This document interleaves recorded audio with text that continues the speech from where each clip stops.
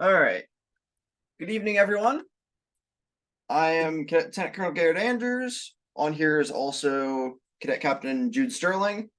And as you probably know, because it's the reason you showed up, is we're going to be going over the Cadet Wings program and the Ray Foundation Scholarship. So first, as you might have heard through the little computer announcement thing, we will be recording this meeting so we can share it out to other cadets and members who were not available to make it tonight. That being said, we'll go ahead and go right into the presentation, as long as I figure out how to screen share. All right, can you all see that?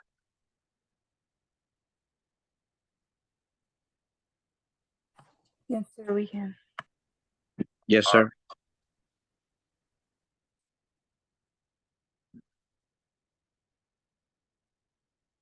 Okay, I can. Okay, that button. Okay. Anyway, all right. So today I'll be going over what the Cadet Wings program is, what you need to do to apply, how to apply, and things that you can do to increase your chances of being accepted. So, probably heard the Cadet program Wings program is a scholarship that will pay for the rest of your flight training pretty much from when you complete your first solo up to you pass your check ride. So in order to be eligible, you need to be a current cadet in good standing. You need to have at least your Achievement 1 or Curry award. You must meet the FAA age requirement for flight training, depending on what track you want to do. You must pass your check ride before your 21st birthday. If you are not a current U.S. citizen, you must complete all the extra paperwork that's required. And you must not already have a private pilot certificate in any category. So if you already have your private pilot and gliders, you can't use the Cadet Wings program funding to then pay for your private pilot in powered track. So this sheet is a list of documents that will be required later in the process, those being your initial and most recent solo endorsements, your FAA medical certificate, a passing score on your FAA written test, your student pilot certificate, pages from your logbook, your Cadet Wings commitment statement, a flight plan, a navigator agreement, a list of extracurricular activities, and if you're missing any of those, you will need to upload a Cadet Wing support document, which is basically telling them what you're missing, why you're missing it, and what you are doing to get that fixed. Like if you weren't able to get your knowledge test, you could write down something along the lines of, I'm missing my knowledge test. I've not been able to schedule it yet. I currently have a test scheduled for this date. So it lets them know that you are trying to fulfill those requirements. So when you're applying, you can be slotted as what's called an ideal candidate. If you fulfill that requirement, your application will be reviewed before everyone else's. And if all the slots are filled with the ideal candidates, the applications will close. The ways you become an ideal candidate is by having your student pilot certificate, having your FAA medical certificate, passing your private pilot knowledge test, and having completed your first solo flight. So it's great and all for what you need, but now we're going to go over how you apply. To apply, go away. You'll need to sign into eServices. Let me get it around so I can show you step by step. All right, you'll go up to menu, cadet programs, and then Cap Cadet Invest. That will take you to the home screen. You'll open the little red tab up here and click on Apply for Cadet Invest. Currently, the applications are open as of today. They will close on September 30th. So to fill it out, all you'll do is just click Cadet Wings, make sure all this information is correct, and then you'll go through and fill out all this. There's, do you need this financial support? There's a bunch of questions for what kind of things you've done in your CAP service. They want to know your aviation experience, how many hours you've flown. Do you have your solo? Have you done flight training past your solo? They also have down here, do you hold a current pilot certificate? If you have your student pilot certificate, you'll click yes and then just type down student pilot certificate in the bottom, if that makes sense. You will also have to go through and upload all your academic achievements through this format, and you'll also have several supplementals that you'll have to upload. You'll have to upload a resume. You'll have to upload a letter of recommendation, preferably from a flight instructor who has flown with you in the past. You will need a flight plan, which is basically a document that just tells them how you're planning on spending their money, when you plan to start, when you plan to end, etc. We'll go in a little bit more in depth about that later. And you'll also need to upload a signed navigator agreement. Basically, what a navigator is it is a senior member in your squadron that is basically agreeing to bug, pester, and keep up with you to make sure you're getting your flight training done. And all that is just, they'll open it and they'll just need to go through, check a bunch of boxes, and sign on the bottom. It's not too difficult, and then they'll just basically make sure that you're keeping on track, reading all your emails, make sure that you're not missing anything. Does anybody have any questions on that so far before we move on to the next part? Me, sir. What's up? How we know that we, okay, how we know that we are accept, I don't know how to say it in English, but how we know that we be accepted to be a pilot? So like through the Wings program or as a pilot in general? No, a wing program. Sorry. Okay. So how that will go through, and I'll go in a little bit more in depth later, but basically they'll go through, they'll look at all this and figure out who their top candidates are. After that, there are some more documents that you'll upload, which I listed earlier. And then from there, they will go through and check, all right, who is our top best cadets, and they will send out emails letting those cadets know, all right, you're accepted. Then as they go through, they'll send out emails and so on and so forth. Does that make sense? Sir. Thank you, sir. No problem. All right. For the next part, in your flight plan, you'll list one or more of the flight path methods that they have. Those methods being using a CAP aircraft and instructor, using a typical flight school in your area that if somebody just said, hey, I want to go take flying lessons, that they would apply to. There's also 2 in-person academies. There's one run by Civil Air Patrol, which is 30 days long, and you'll show up, go 30 days of live, breathe, fly, and when you leave, you should have your pilot's license. And they also have one that is a commercial in residence flight school, which I believe is run by ROTC, that is 60 days. And it's the same situation. You show up, hopefully you'll leave with your license. Oh, I need to go back. All right. So how are you scored for the program? So they'll look at some of your academics. They'll look at like what level of math you've had and what your GPA is. And they will also look at what kind of things you've done in your Civil Air Patrol service. They'll look at cadet activities, which are encampments, NCSAs, RCLS, etc.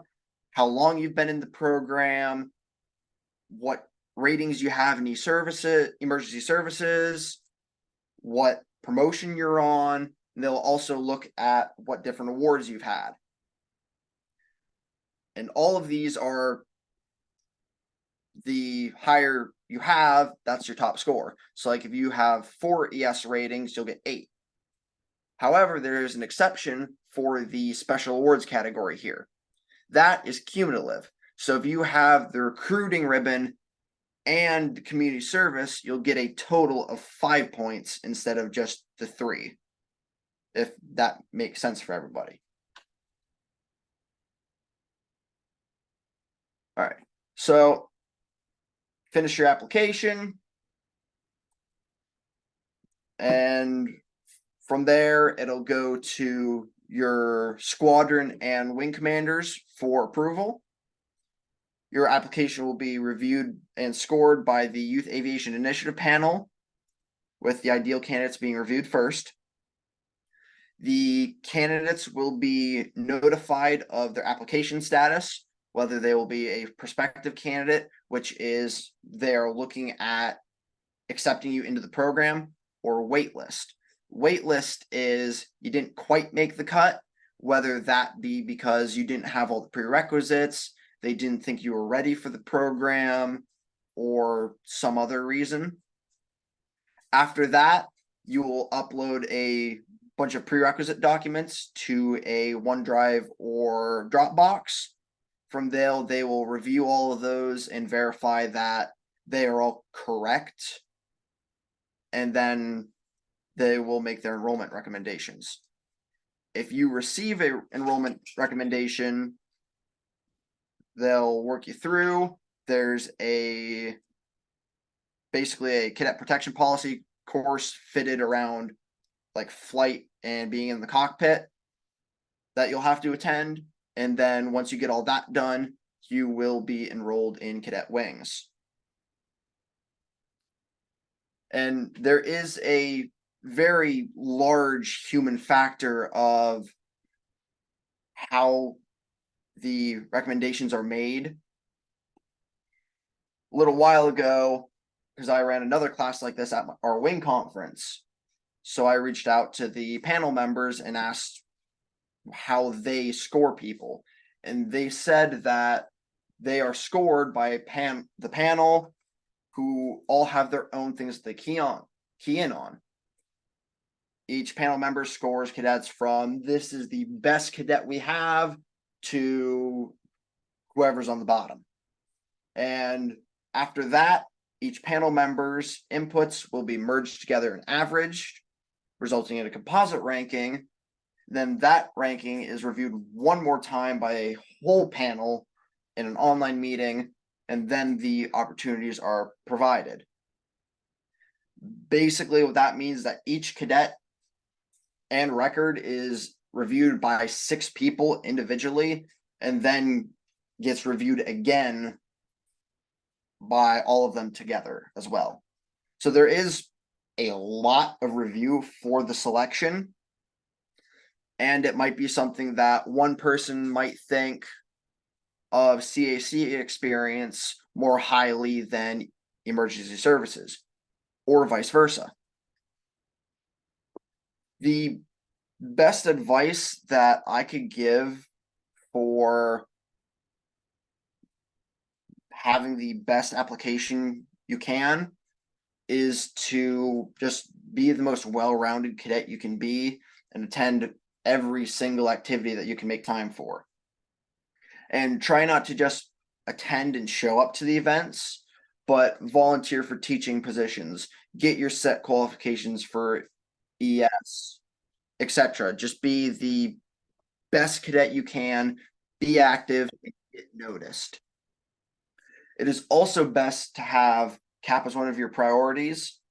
I have personally known several cadets that play sports or other extracurriculars above CAP, and it is great that they are doing all of that, but it can hurt their cadet career and their ability to be competitive to these big opportunities like the Wings program. And the reason I'm saying this is that those cadets tend to take 1 to 3 months completely away from CAP, which will extremely hamper their progress. So, some things to think about before you apply. When you are enrolled, you are expected to put in around 20 hours a week towards your studying and flying.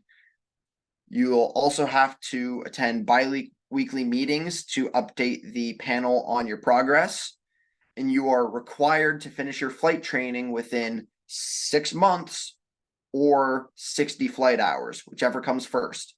There are special case exceptions in case like you have bad weather for 3 months, but I'm not going to go into detail on that. And on the commitment statement that you will have to sign, it says I will not take on additional responsibilities that distract me from my flight training schedule.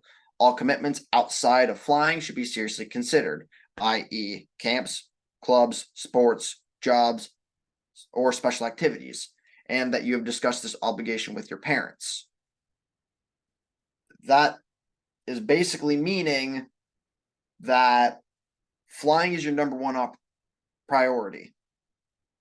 And that is what you're basically going to do for those 5 or 6 months.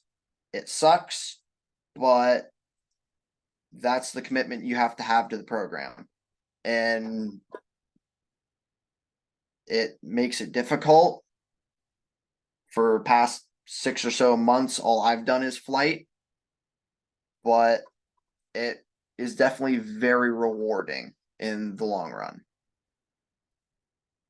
So does anyone have any questions?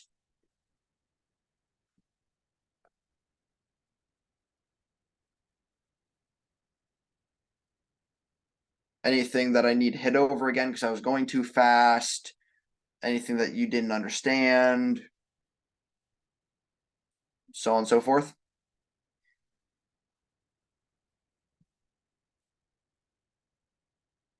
All right, I hear silence. All right. So on this last slide, there's my email at the top.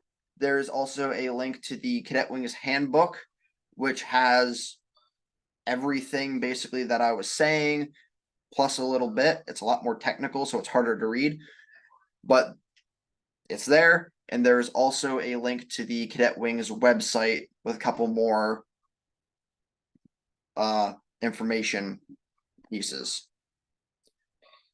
And if you want these slides or my notes for the class in general, please email me. I am more than happy to give them to you. And if you have any questions, whether it be just about wings or flying or just CAP in general, again, I would be more than happy to help. That's the main reason I'm in this program, is to help you guys. And Costello, go ahead.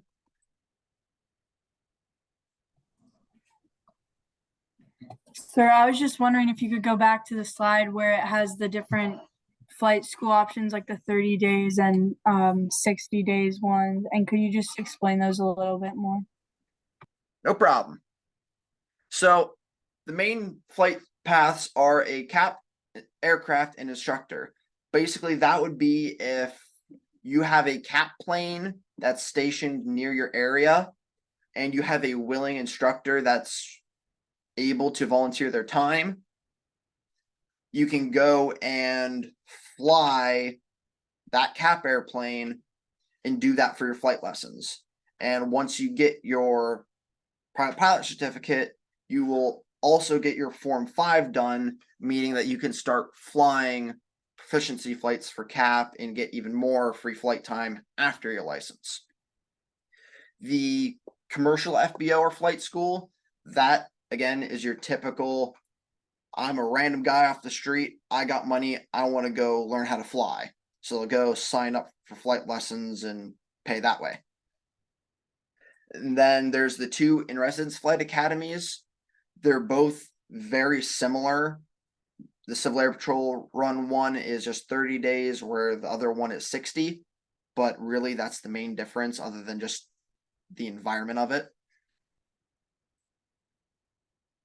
And I think that's the majority of everything. The cap in residence one would also have you would have your Form 5 done as well by the end of it, because you will be in cap aircraft for that. Thank you. Are these during the summer and where are they located? For the in-residence flight academies, Yes, sir. I believe the cap in-residence flight academy is mid to late August, and it's somewhere in the Great Lakes region. I don't remember where, but I do believe that they will have assistance for travel if you would need that. And I'm not sure where the commercial in-residence flight school is. And it will also be in the late summer time frame. Thank you. No problem. That is a great question, Techman. I am not sure. What are the difference between the 61 and 141 again?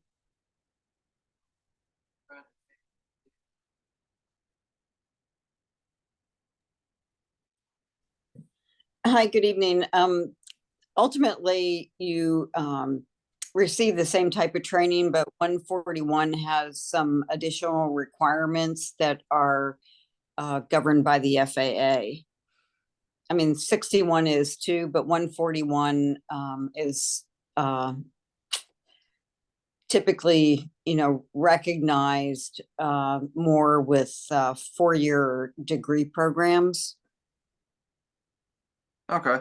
I do not know. I can make a note of that if you would like me to, and I can send them an email. Thank you. I'm just curious. Yeah, I can reach out to them and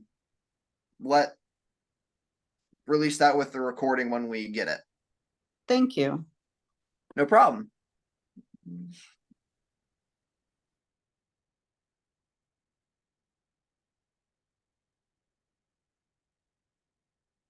Okay. Then there's a question for how do you get the medical clearance and prerequisites needed before you can apply? So I'm going to go back to the prerequisites so I can use those notes. All right. So I'll just go down the list for actually that's not much, but for the medical clearance, you can look up, I believe it's on the FAA website, just aviation medical people in your area, and they can get you your class 3 medical at minimum. I believe for the commercial in residence, you do have to have a class 1 medical, which just means that it's a little bit harder to get, and I believe it's a hair bit more expensive, but it's the same. And most of the other prerequisites for like the ideal candidate is just you have to kind of work through the program. For your student pilot certificate, that is through an website called IACRA. You can apply. You'll have to go through with your CFI so they can sign you off for, yes, this student should get a student pilot certificate. It's not too bad. It's like 20 to 25 minutes of just sitting down at a computer with your flight instructor doing paperwork. For the knowledge test, that is a little bit harder to get. there is a way through Civil Air Patrol that after you have your first orientation flight, you can actually use Sporty's ground school for either completely free or extremely cheap. I forget which one right off. But after you go through and get that done, that will give you a certificate that you can go and take your written test. And after you take that written test, yet again, paperwork, but you can submit a form to then get that, I believe it's like $150 reimbursed by the EAA. So you can go through and get that for free. And Captain Sterling, go ahead. The Sporties course is completely free if you do it through the CAP process. It is the same process as if you were a EAA Young Eagle. You'll just put in the CAP O-Flight information rather than the EAA Young Eagle flight information on the website. Okay. Thank you. Which once you get your O-Flight, you should have received an email that had some of that information on it. And it will have like a link to where to apply to that ground school and a couple other links for like how to fill it out. And then finally, for your solo endorsement, that's kind of just working through the flight program. Typically, you will solo after about 10 hours is, I believe, the average for it. You can also apply to a flight academy through Civil Air Patrol. And if you can get into that, you'll spend about a week somewhere learning how to fly. And if you do well, you will either have your solo or be extremely close to it. And there are scholarships for those as well to help pay for the tuition and the travel. And that should cover most of the prerequisites. Does that answer the questions you had?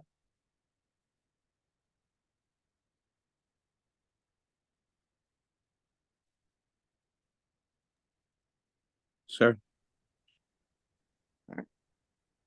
All right. Any other questions? Me, sir. Go ahead. When he said a U.S. citizen, that includes obviously Puerto Rico. I believe so, yes. Okay, thank you. No problem. Does anybody else have anything?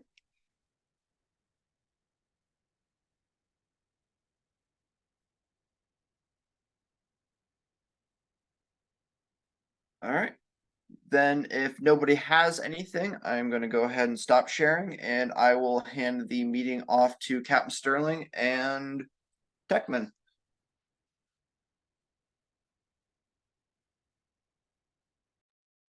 Good evening, everybody. BJ,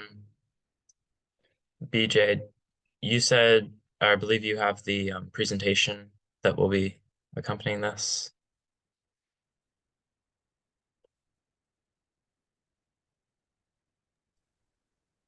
Hi, good evening. I don't have a formal presentation similar to Lieutenant Colonel Andrews, but I can share some general information about the program, and I'll put my email in the chat box if anyone wants to follow up with me afterwards via email.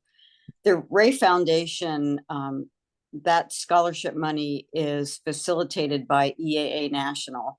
If you're not familiar with EAA National, that's the Experimental Aircraft Association.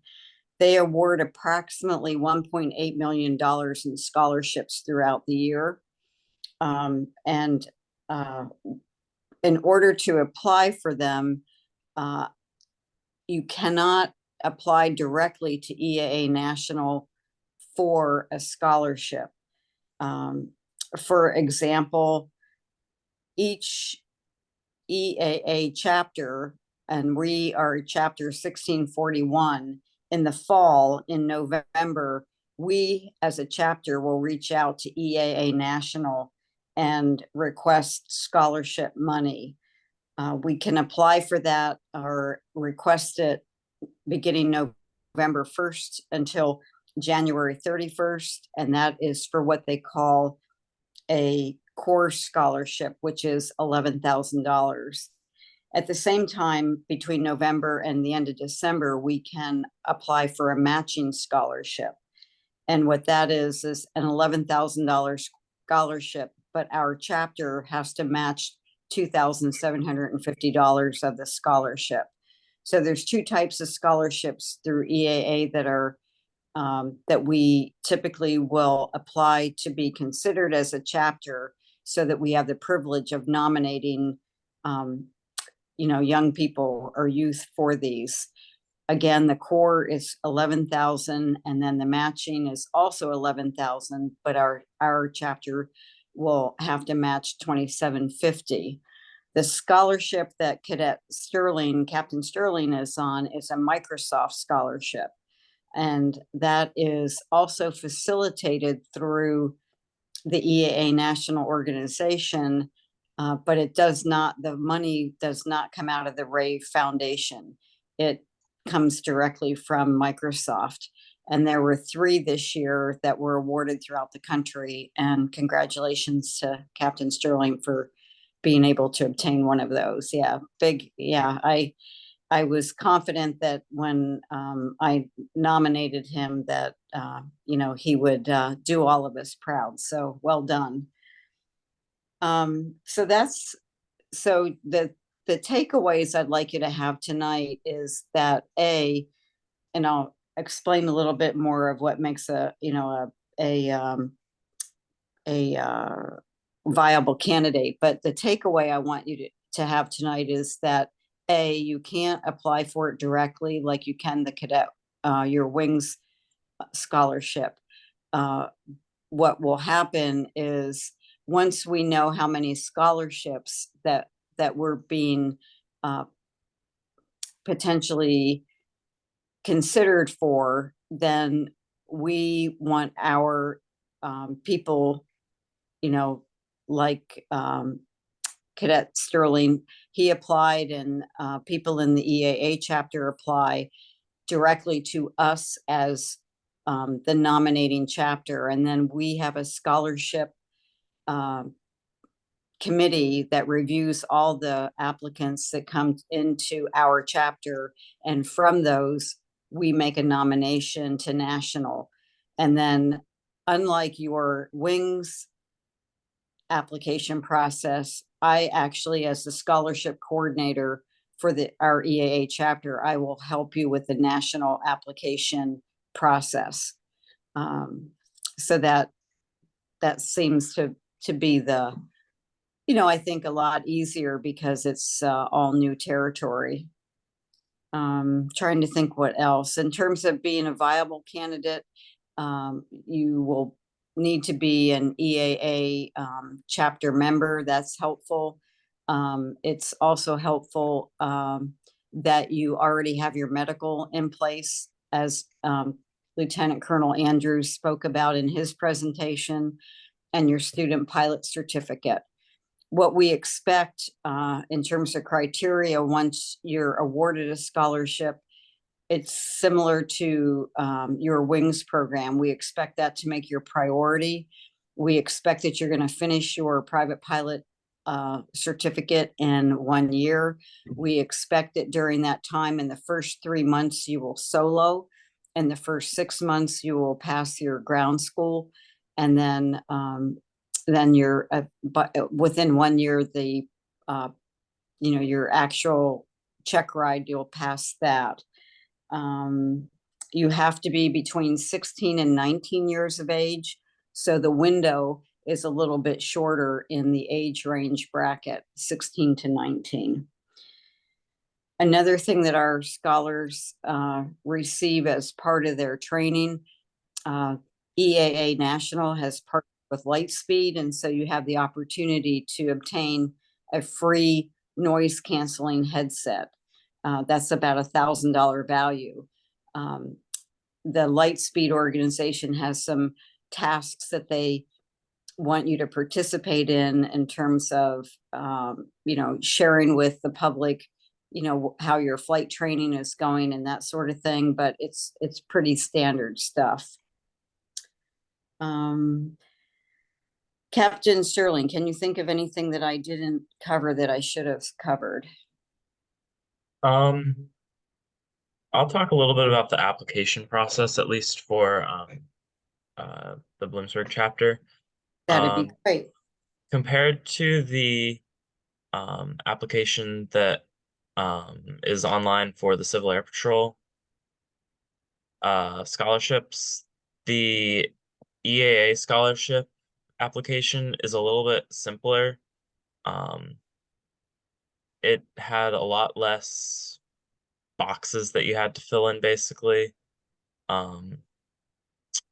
It had a couple of essays, but for the most part, it is the EAA one is more general in that it isn't solely looking for a cap career. It's looking for basically all extracurriculars. So if you're one of those cadets that Lieutenant Colonel Andrews was talking about, where you have other things that you prioritize other than cap, like if you're in several sports, and that means that you cannot have as full a cap career as other cadets do, that will actually help you for the EAA scholarship, whereas in the Wings scholarship, that might hurt you potentially.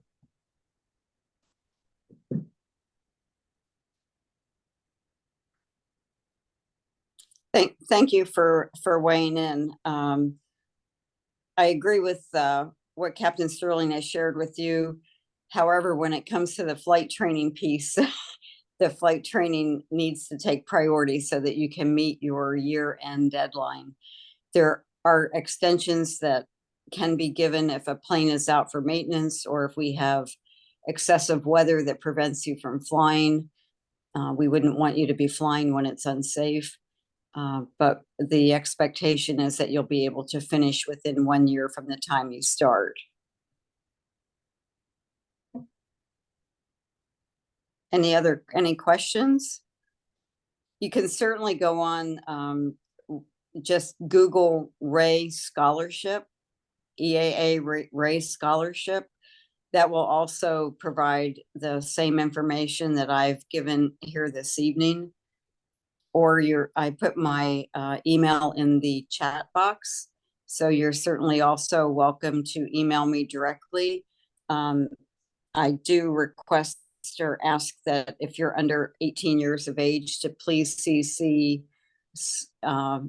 a cadet commander or that is older than 18 or a parent or a one of your leaders in your organization, please. That's just standard practice. I think you're all familiar with that. Any other questions that you can think of? I know it's a lot to take in for both the Wings program and this program. I'm very pleased to say that we have 6 scholars right now flying at Bloomsburg Municipal Airport, and Jude is one of them. I've been the airport manager for the last 6 years. I hold a private instrument and commercial rating, and so I can appreciate how thrilling it is to be able to earn your wings. So we're here to support you.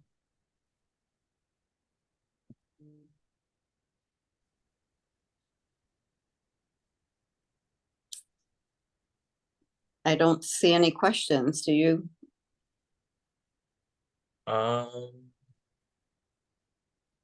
I do not see anybody, no. Okay. Well, they're welcome to reach out, you know, like I said, and you're a great example, Captain Sterling, of what our EAA chapter is looking for in terms of quality of students. So you're doing good work.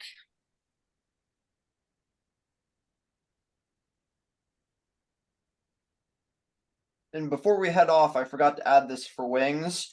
but it is not just for your private pilot for powered. They do have tracks for balloon and glider as well, Interesting. which is fun. Fun.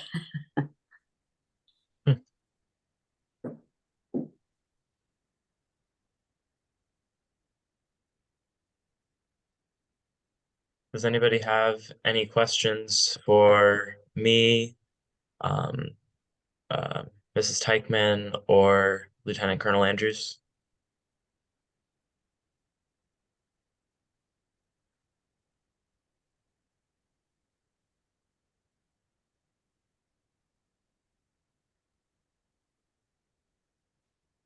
In that case, I guess we can conclude the information session. All right. Thank you, ma'am and gentlemen. You're welcome. You're welcome. Thank you for the invitation. Of course.